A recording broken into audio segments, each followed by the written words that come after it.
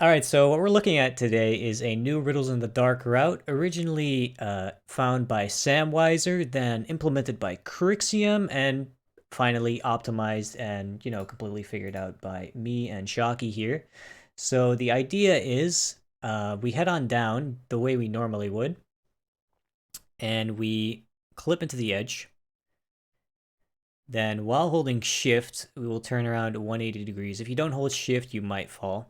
Then we're going to do a long jump. Make sure you hold W just after you long jump, although make it a standing long jump because otherwise you'll probably slide off.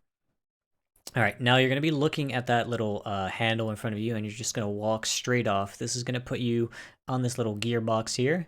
From here, your camera might get messed up if you're not fast or not standing in the right spot, but you're going to be jumping at that little sign you see on the other side. And you want to do a long jump, jump attack. Perfect. Now you're going to jump down on the railing. Be careful because there are mine carts coming around here.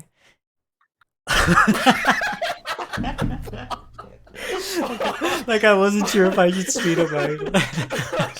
I should have just okay. Let me do it again. No, that's good. We're keeping that in. Oh, fuck. We're keeping that in. All right. So once Fuck. you're down there, you want to be quick and watch out for the minecart. And basically, as soon as you see the little supporting beam below the track there, you want to jump when you just about reach there. Otherwise, you will fall off because the invisible floor doesn't reach all the way.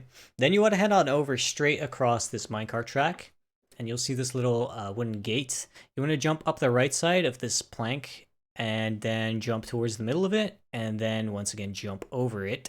And now you're going to be reaching the end of this track here where there's an invisible minecart. Now this is going to be the most important part of this strat, but the thing that makes this strat unique is that we're actually waiting on the minecart cycles that are going around on all the other tracks. So what's going on is if we get in this minecart now, it'll take us to the end of the level, but because these minecarts, these other minecarts, go ahead, just show it, are just going around at their own free will, we will just end up in a collision and die. So we need to go at a very specific time to avoid getting destroyed by these minecarts. So this is pretty tricky to do. And what we figured out is over here, I have a little sheet. And what we figured out is as soon as you load the trigger, which we'll go over exactly where that is for loading the area with all the with the minecarts, if you reach the invisible minecart by 22 seconds, you won't be able to make it unless you do 5 slashes. We'll go more into detail about that. And basically, ideally, you want to get there around 24 seconds, which is pretty doable. If you're a bit slower, you could get there about in about 30 seconds and still make it. All right, so what we're going to be doing is we're going to be following a small rule of thumb because the slashes we perform while in the minecart are actually going to affect how the other minecarts move around us. So the plan is, if we feel like we moved fast, so we feel like we got there around 24 seconds, we want to do 0 slashes as soon as the minecart starts moving.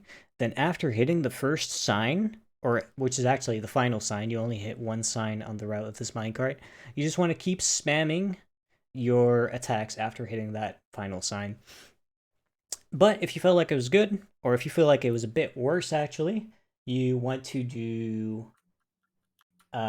just one slash just when the minecart starts, and then again as soon as you hit the sign, continue spamming slashes. So we'll show that now.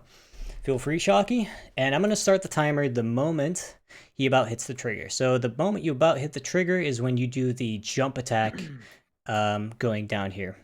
All right, ready? Yep. All right, let's go. So I have this timer up on screen to show the pace. And we'll see about when he hits the, or reaches the invisible minecart. So good pace, probably going to have to be a 0 slasher, but a 1 slasher would still work most likely. Oh, that was a little, I split a little early, but that should still be a low 24, so 0 slashes should work.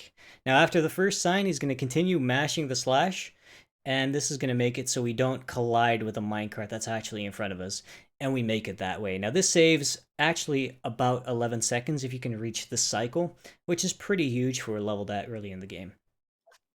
Now, could you show us a 30, please? So if you can't get around 24 seconds consistently, we would actually recommend you wait until about 30 seconds after hitting that trigger.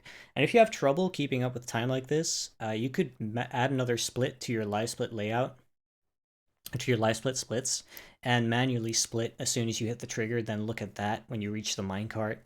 But if you're having too much trouble with it, I would just recommend doing the older route anyway. Anyway, so now we're going to be going for the 30, which we're going to be playing out a little differently. Yeah, go for it.